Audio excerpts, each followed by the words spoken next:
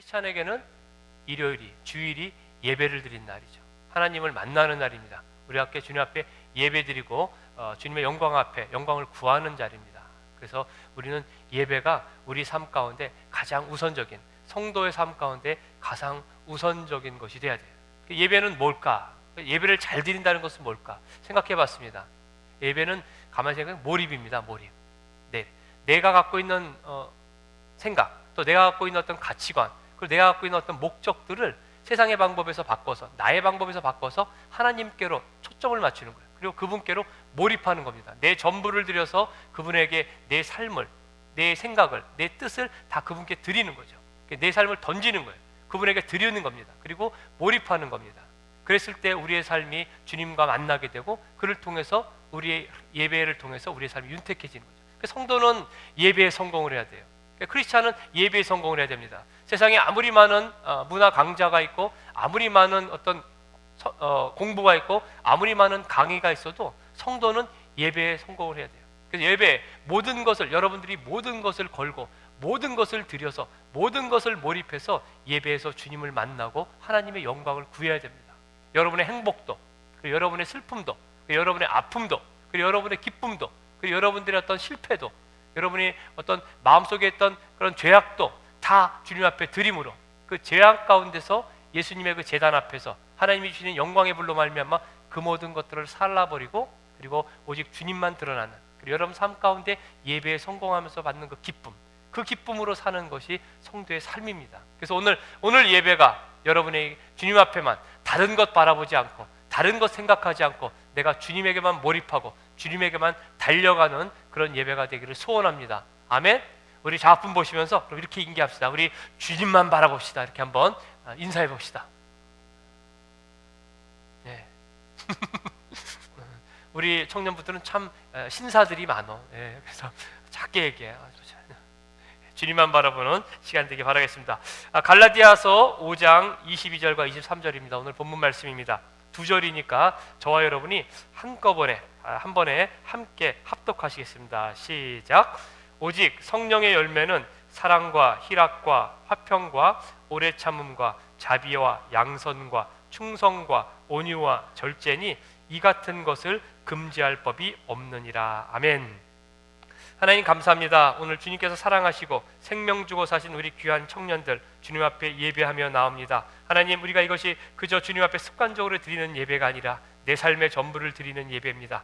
내 삶의 가치관을 드리는 예배입니다. 내 삶의 목적을 드리는 예배입니다. 주님을 향해 내 전부를 몰입하는 예배입니다. 하나님, 이 예배 가운데 기름 부어주시고 성령님 역사하여 주셔서 우리의 심령 가운데 주님이 드러나며 이 공동체 가운데 주님이 세워지고 하나님의 영광이 드러나는 귀한 예배 될 수 있도록 축복하여 주시옵소서. 하나님, 종이 부족한 종이 주의 말을 전할 때에 우리 전하는 자나 듣는 자나 하나님께서 그 마음을 복되게 하셔서 참으로 하나님의 말씀이 레마의 말씀이 되는 귀한 시간 되게 도와주시옵소서. 감사하며 예수님의 이름으로 기도합나이다. 아멘. EPL, 영국 그 프리미어 리그입니다. 축구 좋아하는 사람들 있죠. 드디어 오늘 QPL이 강등됐습니다. 그죠?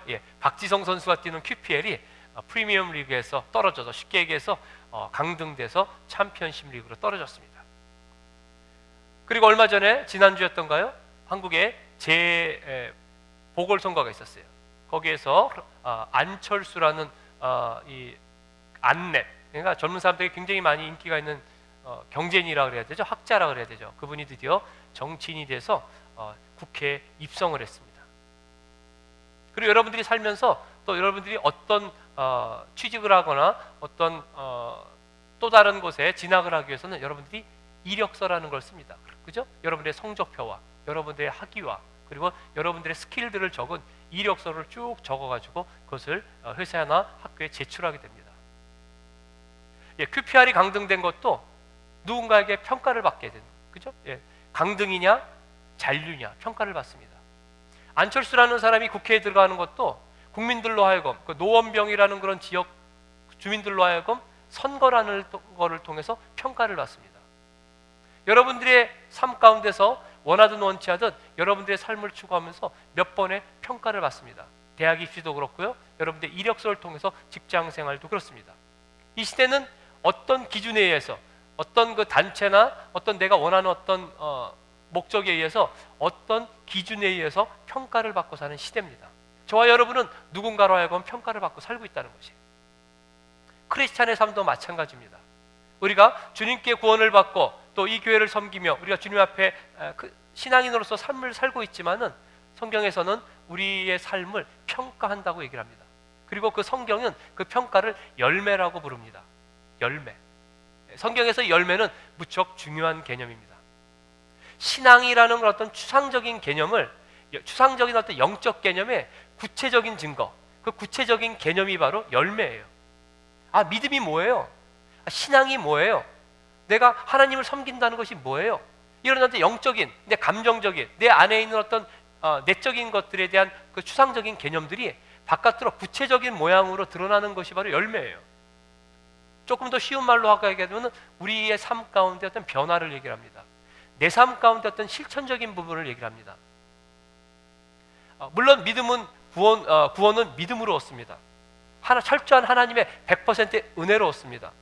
그러나 그 은혜를 받고 난 이후의 삶, 크리스찬의 삶이라면은 지난주에 마찬가지로 우리의 삶의 나머지 행위, 내 삶의 어떤 행동 플러스 나의 가치관, 나의 생각, 그리고 나의 어떤 인식, 나의 전체적인 인격적인 부분에 있어서 어떤 열매를 맺어야 된다는 것이에요. 그것이 바로 크리스찬과 넌 크리스찬의 다른 점이라고 얘기를 합니다. 성경 곳곳에 열매에 대한 부분을 얘기합니다. 마태복음에 대하면 우리 보고 너희가 회개에 합당한 열매를 맺고, 요한복음 15장에 보게 되면은 나는 포도나무요 너희는 가지니 너희가 나를 떠나서는 아무 열매를 맺을 수 없느니라 얘기를 하신 거예요. 빌립보서 1장 1절에는 예수 그리스도로 말미암아 의의 열매를 맺어 하나님께 영광과 찬송을 드려라. 우리의 삶이 의의 열매를 맺어, 예수 그리스도로 말미암아 의의 열매를 맺어 하나님께 찬송과 영광을 드리기를, 그런 삶을 살기를 원하노라고 말씀하시는 거예요. 그리고 히브리서 12장에는 예수 그리스도로 말미암아 연단받는 자는, 예수 그리스도로 말미암아 고난받는 자는 의와 평강의 열매를 맺는다라고 얘기했습니다. 분명히 성경에는 우리의 삶을 통해 열매에 대한 부분을 우리에게 요구하고 계시는 거예요. 하나님 앞에 우리가 섰을 때 나는 하나님 앞에 이렇게 화려한 뭔가를 했습니다. 내가 어떤 행위를 했습니다. 하나님의 교회를 위해서 내 삶의 어느 한 부분에 내가 이러한 것들을 했습니다라고 우리는 그 결과를 자랑하고 행위를 자랑하고 내 삶의 어떤 화려한 부분을 자랑할지 모르지만은 하나님께서는 분명히 우리 안에 있는 사람의 내적 열매를 가지고 평가를 하신다는 얘기입니다. 그렇기 때문에 성경은 분명히 우리에게 열매를 맺으라고 얘기를 하고 있습니다. 그럼 과연 우리에게 어떤 열매를 맺습니까? 그럼 신앙인이라면 어떤 열매를 맺어야 합니까? 그것이 바로 오늘 본문에 간단하게 나와 있어요. 그것을 우리가 성령의 9가지 열매라고 얘기를 합니다. 오늘 본문에 읽었었던 이 9가지 성령의 열매, 이것이 우리의 삶 가운데서 맺어져야 되는 열매라고 얘기를 하는 거예요. 그 열매는 누가 맺느냐? 마태복음에 보게 되면요, 7장 15절 이하에 보게 되면 이런 얘기가 있습니다. 좋은 나무마다 좋은 열매를 맺고 나쁜 나무는 나쁜 열매를 맺나니 좋은 나무가 나쁜 열매를 맺을 수가 없고 나쁜 나무가 좋은 열매를 맺을 수가 없다라고 얘기를 합니다. 그럼 그게 무슨 얘기예요? 좋은 열매를 맺나, 성령의 9가지 열매, 하나님이 보시기에 좋은 열매를 맺을 수 있는 것은 좋은 나무가 좋은 열매를 맺는구나, 이런 결론을 날릴 수가 있습니다. 여러분께 묻습니다. 여러분들은 좋은 나무입니까? 나쁜 나무입니까? 좋은 나무라고 생각하시는 분은 손 한번 들어보세요. 예. 어머나, 한 명이 없어. 한 명밖에 없어. 그러면은 나쁜 나무라고 생각하시는 분은 자신의 양말을 벗어서 입에 물어보세요. 예, 아무도 없죠. 다 좋은 나무입니다. 왜 우린 좋은 나무입니까? 왜 우린 좋은 나무예요? 예, 우리는 원래 나쁜 나무였습니다. 죄악의 나무였습니다. 죽음의 나무였습니다. 그런데 우리가 예수님을 믿음으로 예수님이라는 나무, 예수님이라는 나무의 가지에 접붙임을 받은 사람들이에요. 우리는 원래는 예수님의 그 나무에서 자라난 사람들이 아닙니다. 그런데 우리는 죄악의 나무에서 자라는 나쁜 나무인데 우리라는 가지가 잘려져서 그 가지를 가지고 예수님이라는 나무에 접붙임을 당한 거예요. 그래서 바로 그 예수님의 나무에 접붙임을 당해서 그 나무 가운데서 우리가 생명을 얻고 의를 얻어서 살게 되는 나무입니다. 그래서 우리는, 예수님은 나는 포도나무요 너희는 가지라. 우리는 원래 포도나무의 가지가 아니었어요. 엉겅퀴였어요. 그런데 우리가 포도나무에, 예수님이라는 포도나무에 접붙임을 받은 사람입니다. 그래서 저와 여러분은, 예수님을 믿어서 구원을 받은 저와 여러분은 우리의 오늘의 행실이 어떻든지 간에 우리는 좋은 나무예요. 믿으십니까? 예, 믿으면 아멘. 예, 우리는 좋은 나무입니다. 여러분에게 누군가가 여러분은 좋은 나무입니까? 나쁜 나무입니까? 물으면 여러분들, 네, 저는 좋은 나무입니다. 왜냐면요, 나는 비록 아직 나쁜 행실을 가지고 있고 아직 나쁜 죄악 가운데 있지만은, 그러나 나는, 나의 본질은 바로 예수님이라는 나무에 접붙임을 받았기 때문에 나는 생명의 나무에 살고 있습니다. 의의 나무에 살고 있습니다. 나는 좋은 나무입니다라고 얘기를 하는 것이에요. 그렇기 때문에 우리가 예수님께 접붙임 받은 우리는 그 예수님의 나무에 살고 있기 때문에 우리는 좋은 열매를 맺을 수밖에 없는 것입니다. 삶 속에서 우리는 좋은 열매를 맺게 되어 있는 것이에요. 그런데 묻습니다. 그런데 왜 우리는 여전히 아름답지 못한 좋은 열매를 맺지 못하고 살고 있는 것일까? 우리는 왜 여전히 죄 가운데 있는 것일까? 그것은 우리 안에 그리스도의 삶이라 할지라도 우리 안에는, 이 땅에 사는 동안에는 여전히 우리 안에 육체의 소욕과 그리고 성령의 소욕이 있기 때문에 그렇습니다. 갈라디아서 5장 16절과 17절의 말씀입니다. 거기 뭐라고 말씀했냐면요, 내가 이르노니 너희는 성령을 따라 행하라. 그리하면 육체의 욕심을 이루지 아니하리라. 육체의 소욕은 성령을 거스르고 성령은 육체를 거스리나니 이 둘이 서로 대적하므로 너희가 원하는 것을 하지 못하게 하려 함이니라. 예, 그렇습니다. 우리는 예수님이라는 포도나무, 생명의 나무에 살고 있지만은 우리 안에는 여전히 육체의 소욕이 있다는 것이에요. 어떤 욕망이 있다는 것입니다. 그리고 그것이 성령의 소욕과 더불어서 우리 안에서 대적을 한다는 얘기예요. 예, 여기서 소욕이라고 얘기하면 패션입니다. 패션. 예? 우리 어떤 열정을 얘기합니다. 패션. 디자이너를 넘어서 어떤 우리의 열정을 얘기하는 거예요. 근데 그 열정은 나쁜 것이 아니에요. 좋은 겁니다. 열심이고 또 그리고 어떤 최선을 다하는 것이 좋은 것이에요. 그런데 그것이 육체에 잡혀 있으면 육체의 소욕이 되고, 그 열정이 성령에 잡혀 있으면 성령의 소욕이 된다는 것이에요. 무엇이냐면요, 우리 안에 있는 죄의 그 육체의 소욕을 여전히 우리는 가지고 살고 있으며, 그 안에서 우리가 어떤 것을 선택하고 어떤 것을 따라 사느냐에 따라서 우리의 열매가 나타난다는 것입니다. 그래서 우리는 이 땅에 살면서 아무리 신앙인이 좋아도, 우리가 이 땅에 살면서 아무리 우리의 신앙이 좋아도 우리는 육체의 그 묶임에서, 육체의 소욕에서 우리는 자유로울 수가 없는 사람들입니다. 그래서 바울 사도는 로마서 7장 19절에 오호라, 나는 곤고한 사람이다. 누가 이 사망의 법에서 나를 건져낼까라고 고백했던 것이에요. 누가요? 바울이 그렇게 고백한 겁니다. 이 시대의 최고의 사도, 예수님 이후에 가장 훌륭했던 그런 사도가 그렇게 고백했던 것이에요. 나는 선을 원하노되 내 안에 있는 나쁜 법이 나를 선을 행하지 못하게 한다라. 그렇게 갈등하면서 나는 곤고한 자다. 이 사망의 몸에서 누가 나를 건져내겠느냐라고 고백한 것입니다. 여러분, 우리는 우리의 연약함을 인정해야 합니다. 내가 죄악 앞에서 어쩔 수밖에 없는 것을 인정해야 돼요. 나는 육체의 소욕 앞에서 묶여있는 사람이라는 것을 우리가 정직하게 고백을 해야 됩니다. 하나님 앞에서 고백을 해야 돼요. 그리고 사람들 앞에서 고백을 해야 됩니다. 이런 고백, 이런 인식들이, 나는 육체의 소욕에 잡혀서 어쩔 수밖에 없는 나의 연약함이 있구나, 나의 죄악이, 내가 예수님을 믿는다 하면서도 내가 이렇게 하는 것에 대한 그런 아픔과 안타까움을 정직하게 가지고 고백을 해야 된다는 얘기예요. 그랬을 때 하나님께서 그 연약함을 도와주시고, 우리가 그 연약함을 인정했을 때 우리가 주님의 도움을 구할 수가 있다는 것입니다. 또한 우리가 그렇게 나의 연약함을 인정하는 것뿐만 아니라 상대방의 연약함도 인정함으로 우리가 상대방의 죄악과 상대방의 잘못과 상대방의 어떤 쓴뿌리들을 우리가 용납하고 사랑하고 이해할 수 있고, 그리고 그것을 나와 같이 그 연약함을 우리가 보듬어 줄 수 있다는 것입니다. 여러분, 신앙은 내가 약한 데서부터 시작을 하는 것입니다. 내가 할 수 없다는 것에서 시작하는 것이에요. 내가 의의 열매를 맺을 수 있다. 내가 어떤 열심을 다해서 내가 교회를 20년을 다녔으니까, 내가 무엇을 이렇게 하니까, 성경을 이렇게 많이 읽었으니까 내가 하나님 앞에 내가 어떤 열매를 맺을 수 있다고 생각하는 것은 교만이라는 것입니다. 성령의 열매는 이렇게 사람에 맺는 것이 아니라 하나님께서 우리에게 맺게 해주시는 것이지만은, 우리가 연약함을 인정하고 주님의 능력을 구할 때 우리에게 비로소 그 시작이 될 수가 있는 것이에요. 그럼 우리는 육체의 소욕이기 때문에, 그럼 이 싸우는 소욕이기 때문에 그럼 성령의 열매를 맺을 수가 없습니까? 그렇지 않죠. 우리는 맺을 수가 있습니다. 그러려면 먼저 성령의 열매의 특징을 좀 알아야 돼요. 성령의 열매는 이 9가지 열매들은 개개인적으로 다 인격적인 걸 얘기를 합니다. 여러분들 보게 되면 다 인격적인 거예요. 그냥 추상적인 게 아닙니다. 그냥 나와 상관없는 것이 아니에요. 내 안에 있는, 내 인격 안에 있는 모든 성품들입니다. 그 9가지 성품이 다 그렇게 인격적인 성품이에요. 두 번째로는 그 모든 것이 관계지향적입니다.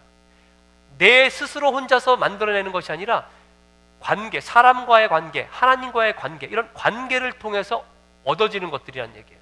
이 두 가지 특성을 가지고 있습니다. 먼저 첫 번째로 인격적인 것. 이 9가지는 각각을 9가지를 얘기를 하지만은 이것은 한 가지의 인격을 얘기합니다. 그것은 바로 예수 그리스도예요. 예수님의 인격입니다. 우리가 이 땅에 살면서 우리의 삶 가운데서 성령의 열매라는 것의 그 골은 뭐냐면은 내가 예수님처럼 되는 것이에요. 여러분들이 예수님을 믿었습니다. 예수님이 영접했습니다. 그럼 우리에게는 어떤 의무가 있어요? 어떤 책임이 있어요? 그리고 어떤 능력이 있습니까? 예수님처럼 될 수 있는 능력이 있다는 것이에요. 이 9가지 열매가 다 예수님의 성품입니다. 근데 그 성품 가운데서 하나는 내가 갖고 하나는 안 갖고 이런 것이 아니라 전인격적으로 예수님의 성품, 바로 그것을 우리가 성화라고 부릅니다. 내가 예수님처럼 닮아가는 것, 그것이 우리의 삶이 예수님처럼 실질적으로 닮아가는 삶이 되어야 된다는 것이에요. 신앙은 감정이 아닙니다. 신앙은 내가 앞에서 잠시 예배드리는 그 시간, 예배드리는 그 곳에 와서 내가 어떻게 외쳐지는 그런 선포로 끝나는 것이 아니라는 것이에요. 내 삶의 전체를 통해서, 내 인격 전체를 통해서 내 삶 가운데서 예수님의 인격으로 변화되고 예수님의 인격으로 전이 되고 트랜스폼 돼서 내가 예수님의 삶이 내 삶 가운데 드러나게 되는 것이라는 것이에요. 그렇게 했을 때 우리 삶 가운데 예수님의 인격이 자리 잡게 된다는 것입니다. 반대적으로 갈라디아서 5장 19절에서 21절에 보게 되면 육체의 일에 대해서 나옵니다. 육체의 일에 대해서 우리의 어떤 여러 가지 분냄과 시기함과 그리고 음행함과 여러 가지 일들에 대한 일들이 나와요. 그것은 무슨 일이에요? 그럼 바로 사람의 일이죠. 죄악된 인격이죠. 죄악된 성품이죠. 죄인의 모습이죠. 결국에 우리 안에는 죄인의 성품과 죄인의 열매와 이 예수님의 인격을 담는 9가지 열매가 공존하고 있는데 우리가 그 예수님의 능력으로 말미암아 그 열매를 맺을 수가 있다는 것입니다. 여러분, 크리스찬의 삶의 목적은 예수님의 성품을 드러내는 것입니다. 예수님께서 우리를 통해서 그 빛과 소금의 역할을 드러내게 하시는 거예요. 그래서 너희 안에 이 마음을 품으라. 그리스도 예수의 마음이니. 우리 안에 우리가 맺어야 될 단 한 가지는 뭐냐면 바로 예수 그리스도의 마음이라는 것이에요. 우리 안에 예수 그리스도의 인격이라는 것입니다. 그것이 그리스도의 예수의 마음이 우리 안에 품어졌을 때, 우리의 삶이 예수님의 삶과 교환되어 가지고 우리 안으로 예수님의 삶이 전이 됐다는 것을 드러냈을 때 바로 우리의 삶이 열매 맺는 삶이 되고, 그것이 바로 우리가 이 땅에서 맺어야 될 단 한 가지의 열매라는 것이에요. 그것을 성령의 열매라고 말하는 것입니다. 그리고 이 열매는 혼자 맺을 수 있는 것이 아니에요. 관계지향적입니다. 성령의 열매는 관계 속에서 맺습니다. 내가 성령의 열매를 맺고 있느냐, 맺고 있지 않느냐는 나를 보는 것이 아니에요. 나의 관계를 보는 것입니다. 나와 교회의 관계를 보는 것입니다. 나와 가정 안에서의 공동체의 관계를 보시는 겁니다. 여러분과 형제와 자매들의 관계를 보는 거예요. 여러분들의 직장 가운데 직장 상사와 여러분들의 동료들의 관계를 보는 것입니다. 모든 내가 관계하고 있는 모든 사람들과의 관계를 통해서 내 열매가 드러나는 것이에요. 그것으로 평가받는 것이에요. 그렇게 해서 크리스찬은 달라야 하는 것입니다. 우리의 인격이 달라야 되고요. 우리가 삶을 통해서 사람과의 관계에서 배려가 달라야 되고 질서가 달라야 됩니다. 그리고 상식이 달라야 됩니다. 요즘은 상식이 통하지 않는 시대에 살아요. 크리스찬은 상식이 통해야 합니다. 당연한 것을 당연하다고 얘기를 할 줄 아는 시대에 살아야 되는 거예요. 크리스찬들이 그렇게 많으면서도 상식이 통하지 않는 시대는 우리의 잘못이죠. 상식이 통해야 합니다. 그리고 공동체적인 어떤 성장의 마인드가 있어야 되는 거예요. 나 혼자 잘 살아야겠다, 나 혼자 성장해야겠다는 크리스천적인 마인드가 아닙니다. 예수님께서 이 땅에서 우리 모든 인류를 통해서 내뿜으신 그 사랑은 바로 공동체 사랑인 거예요. 교회를 세우는 것입니다. 우리의 교회가 토렌스 좋은 교회 하나뿐만 아니라 이 땅에서 예수님을 믿는 모든 사람들의 연합이 교회입니다. 그 교회들이 하나님의 나라를 확장시키고 성장해야 되는 그 성장적 마인드를 가지고 이 땅을 살아나가야 된다는 것이에요. 그것이 바로 크리스찬들이 갖고 있어야 될 관계 속에서 맺어야 될 열매인 것입니다. 요즘에 인터넷 예배가 있습니다. 텔레비 어디를 틀어도 목사님들의, 훌륭한 목사님들의 말씀이 나옵니다.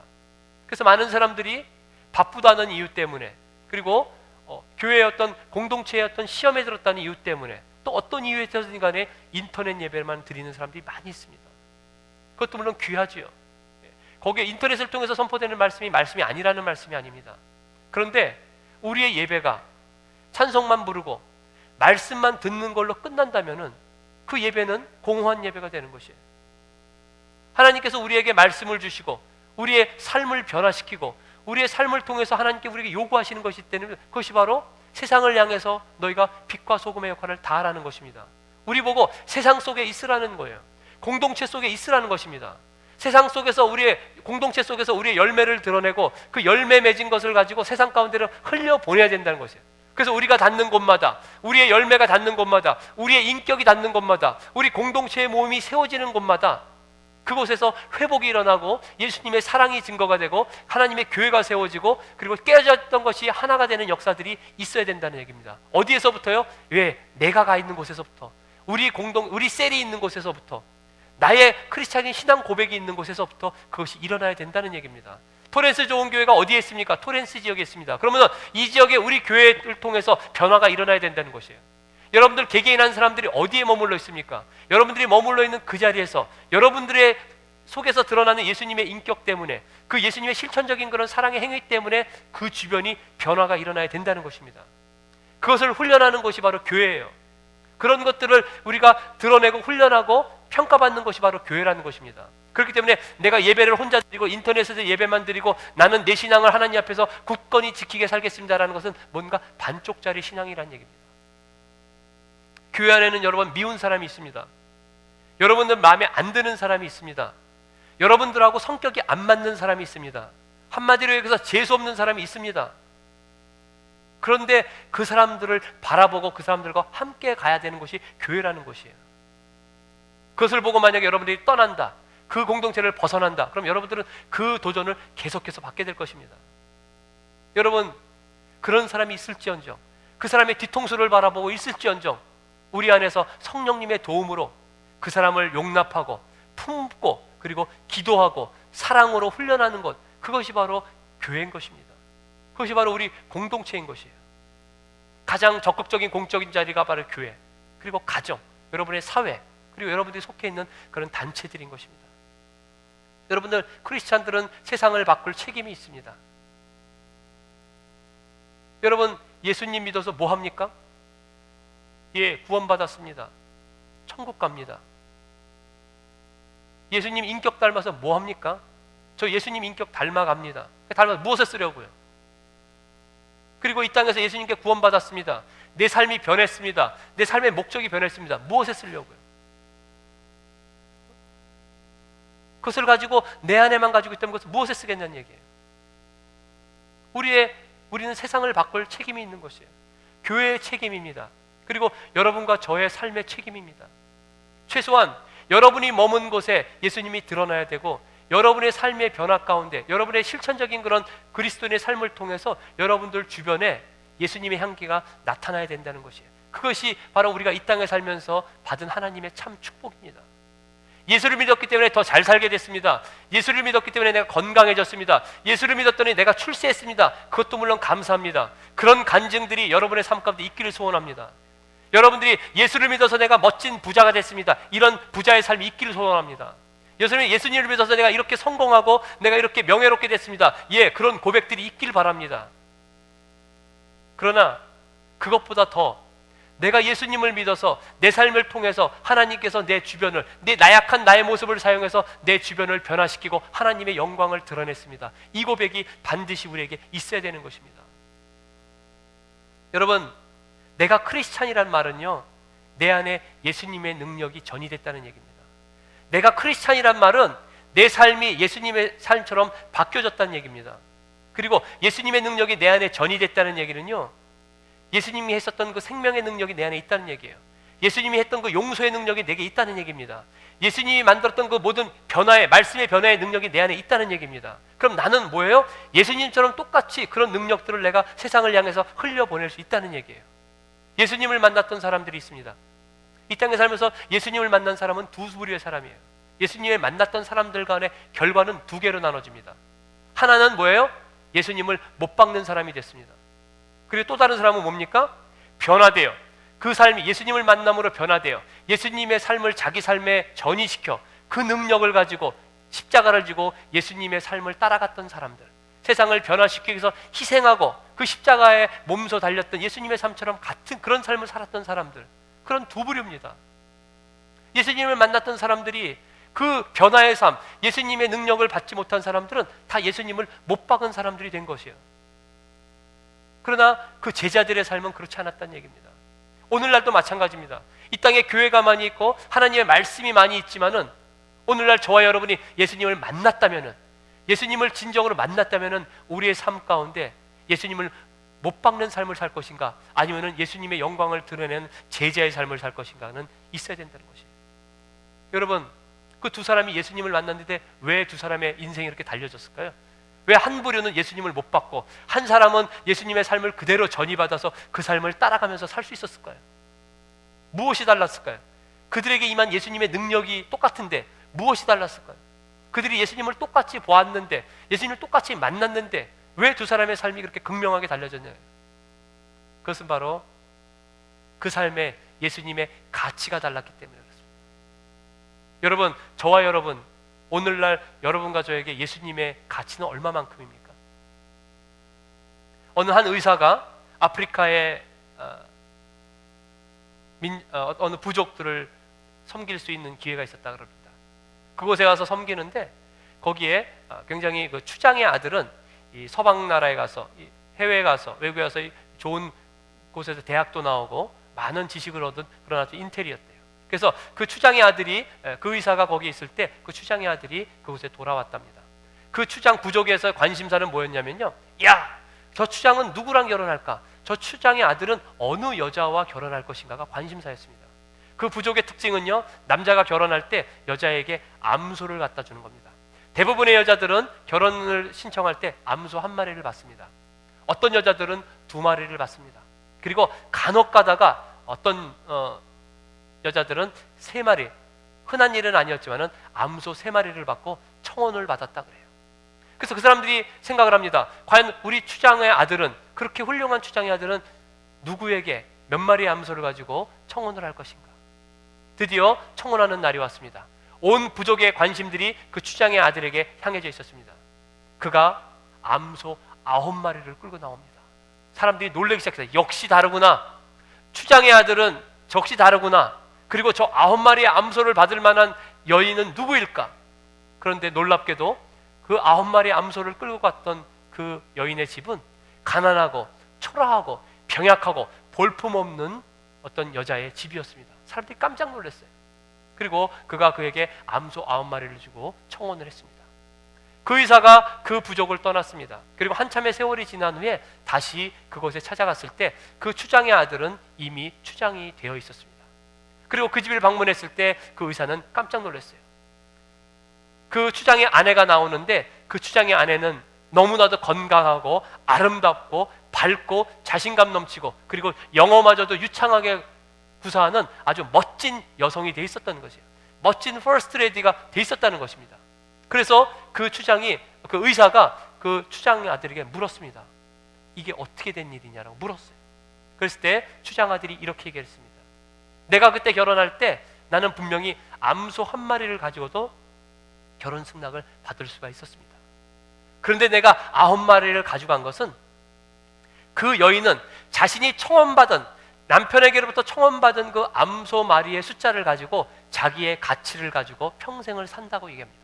그래서 내가 그 여인에게 9마리의 가치를 주신 것입니다. 그리고 그 여자는 내가 9마리의 암소를 받은 가치 있는 여성으로서의 삶을 살기 위해서 노력하고 훈련하고 자신에게 자신감을 갖고 그렇게 살음으로써 오늘날 당당한 추장 아내로서의 그런 남들이 다 부러워하는 여인의 모습을 갖추게 됐다는 얘기예요. 여러분들에게 예수님께서 생명을 주셨습니다. 하나님께서 여러분들을 구원하시기 위해서 예수님의 생명을 주셨습니다. 하나님 그분 자신을 드렸습니다. 하나님께서 이렇게 생각해 볼 수 있죠. 하나님께서 여러분들을, 우리를 구원하는데, 인류를 구원하는데 하나님은 말씀이신 분입니다. 하나님은 온 천지를 창조하신 만능주세요. 그분이 예수님 그분을 꼭 드려야만이 우리를 구원하게끔 그렇게 세팅을 했냐는 얘기예요. 그렇게 세팅을 안 하고 따로 할 수도 있잖아요.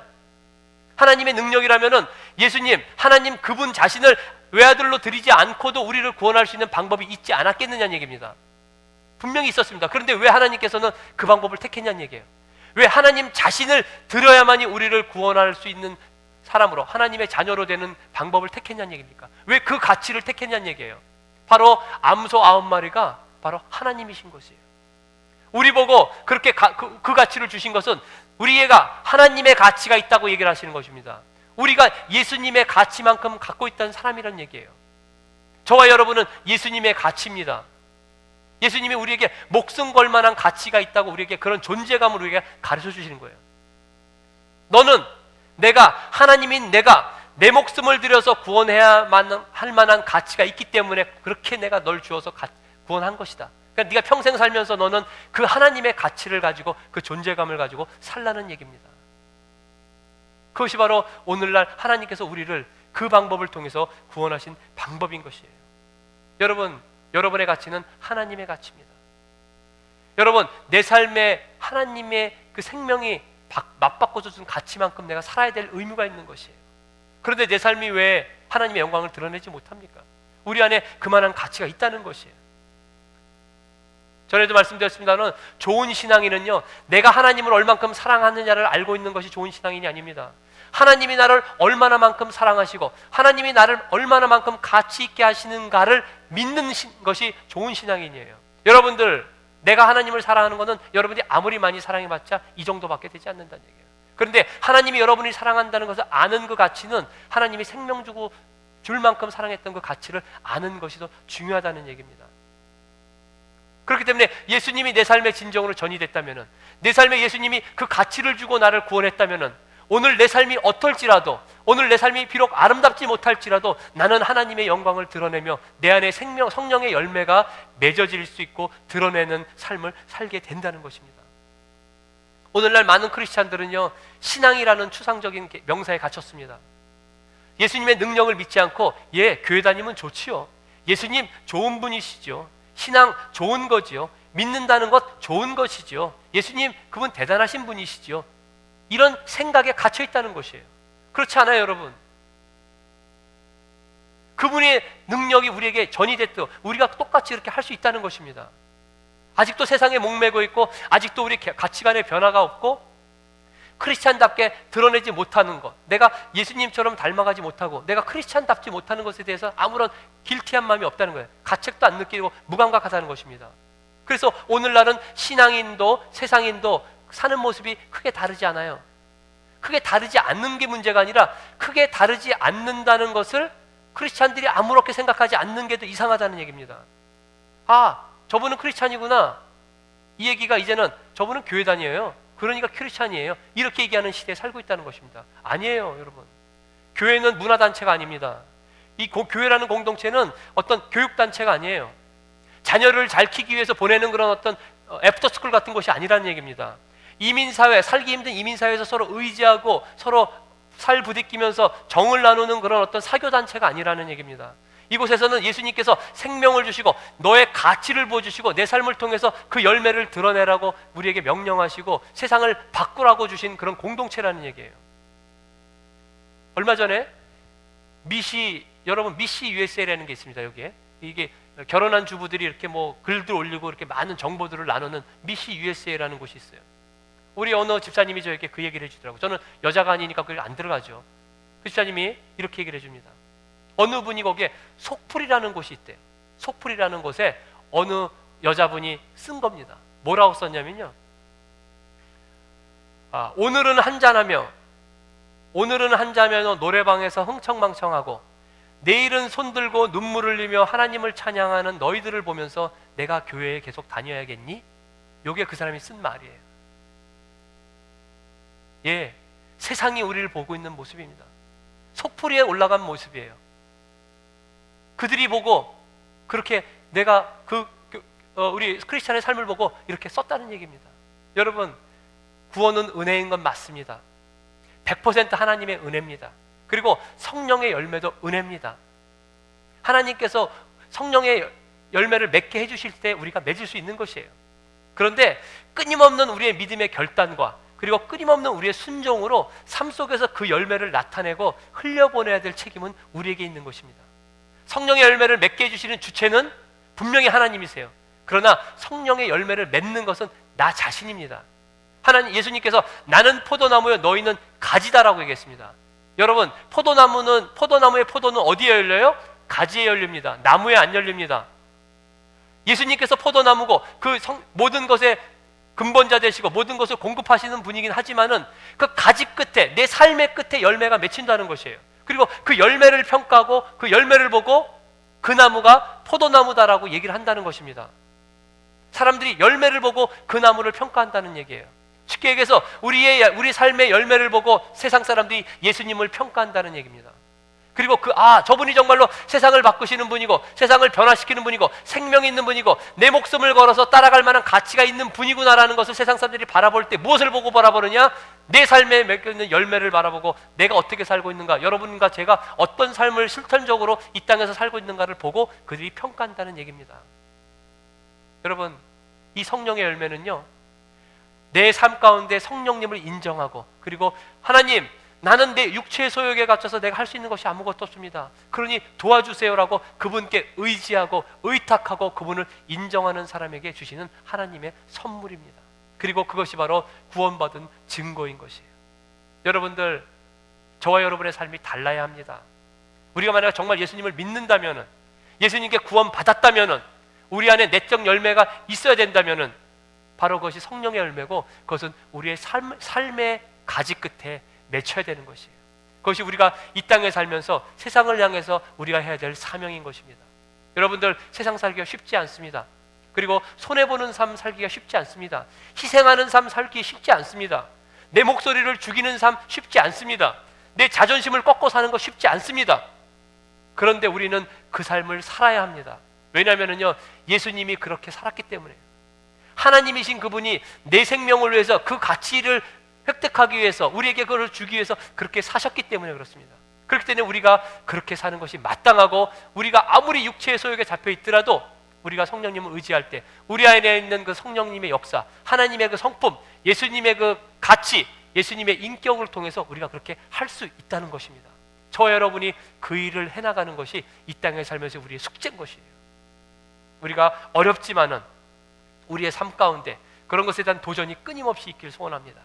오늘 비록 실패했을지라도, 오늘 내가 100가지 다 도전했지만 다 실패했을지라도 내일 다시 101번째를 도전하고 102번째, 1001번째를 도전하면서 끊임없이 육체의 소욕과 성령의 소욕 가운데 하나님의 말씀을 선택하고 하나님의 방법을 선택하고 달려가는 저와 여러분, 그리고 아름다운 우리 액체 청년부가 되기를 소원합니다. 기도하겠습니다.